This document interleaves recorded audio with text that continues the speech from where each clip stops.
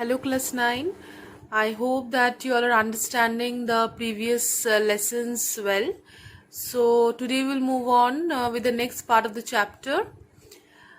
So, previously in the last lesson, you have studied about the different parts of a cell, the four main components of that. So, we'll just see a glance of that. The parts of a cell, it has both living and non-living parts, right? The living part is a cell membrane and the non-living part is a cell wall, which is only restricted to the plant cell.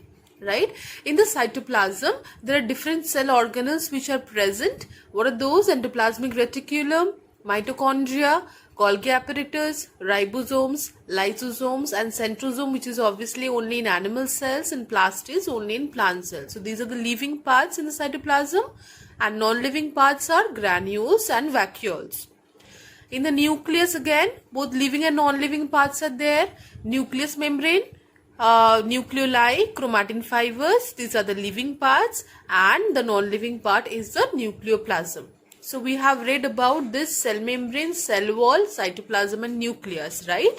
The structure we have read, only in the cytoplasm, the different organelles we haven't read. So in this chapter, we will focus on that part.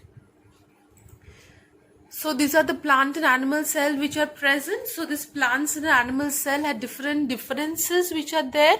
Firstly, plant cell, it is having the cell wall which is absent in the animal cells.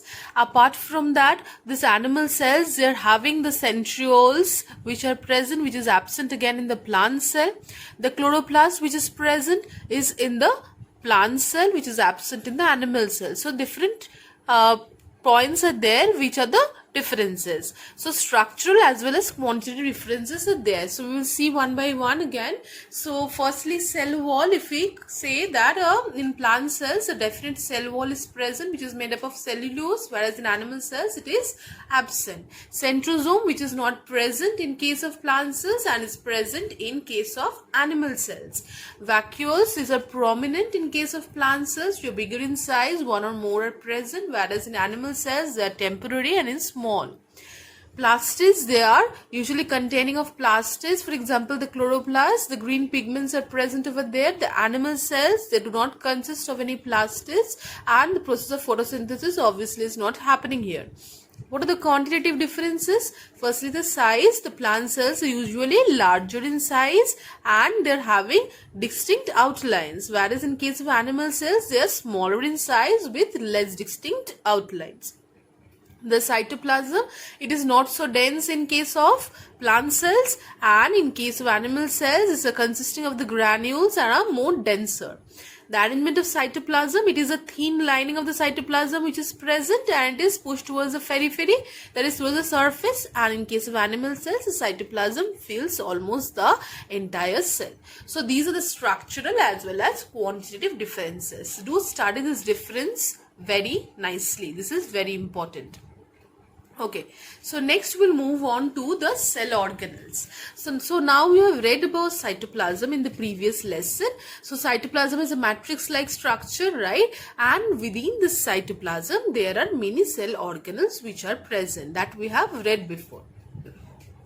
So the cytoplasm is consisting of the cell organelles. So the cell organelles, what is that? This is a small organ-like structure which is present inside the cell. Specifically, we can say cytoplasm, and it has a particular structural makeup and performs a specific function. So different cell organelles are present which has different specific functions. So we can divide the cell organelles into specifically three categories. What are those? Without membrane, single membrane bound, and double membrane bound. So there are some cell organelles which are not consisting or not bounded by any type of membrane. So these are the ribosomes which are present. Right. Next one is single membrane bound. What are those? These are bounded by only one membrane. For example, what are those? Vacuole, lysosome, Golgi apparatus, and endoplasmic reticulum. So each one having specific functions.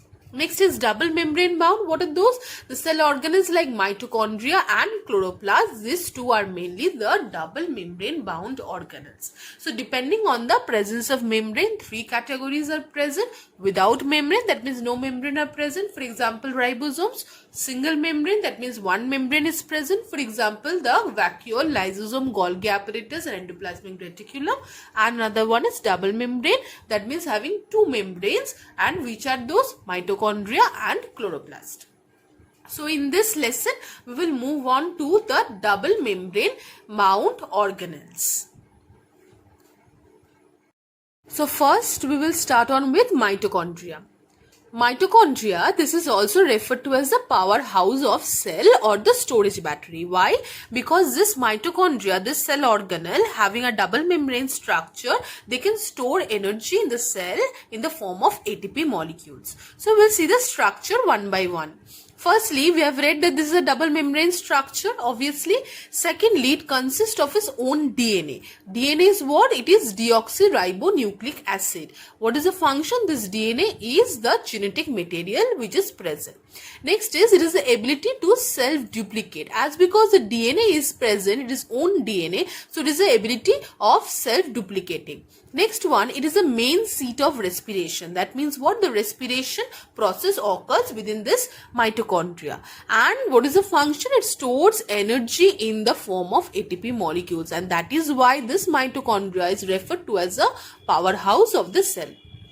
So two main functions are there. What is that? It releases energy from pyruvic acid produced in the cytoplasm in the form of ATP. Now where is this pyruvic acid present? As I have mentioned, it is the main seat of respiration. So during the process of respiration, this pyruvic acid is being produced in the cytoplasm through a particular process. And during that process, ATP is being formed, and this ATP is stored in the mitochondria.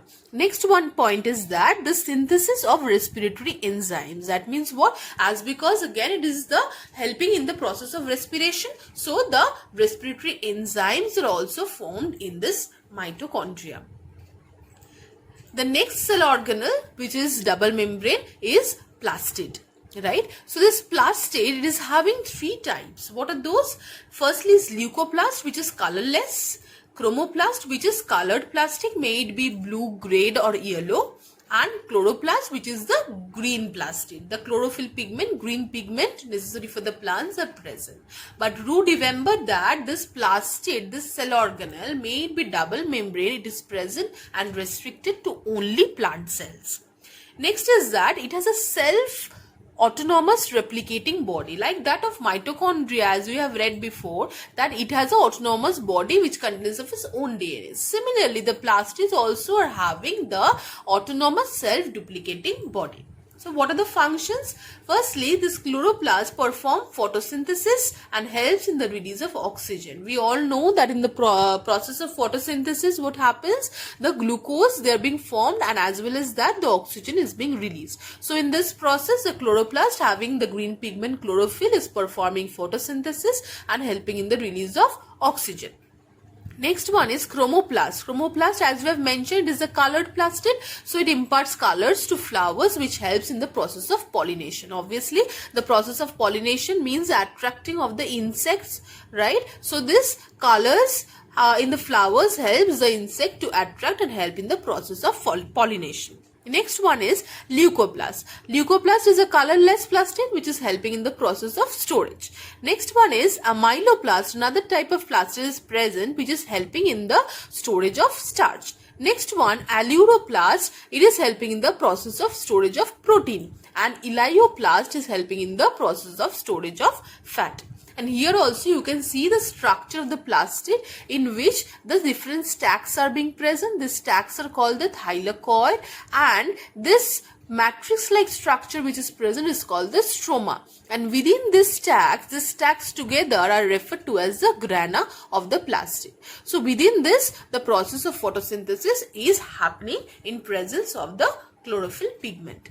So these two, this chloroplast or rather we can say the plastid, specifically the organelle plastid, as well as the organelle mitochondria which is present. These two organelles, they are helping in the process of specific functioning. Mitochondria is helping as the energy of storing, and this plastid is helping in the process of photosynthesis mainly, and obviously in the process of storage also, such as starch, fats, as well as the proteins.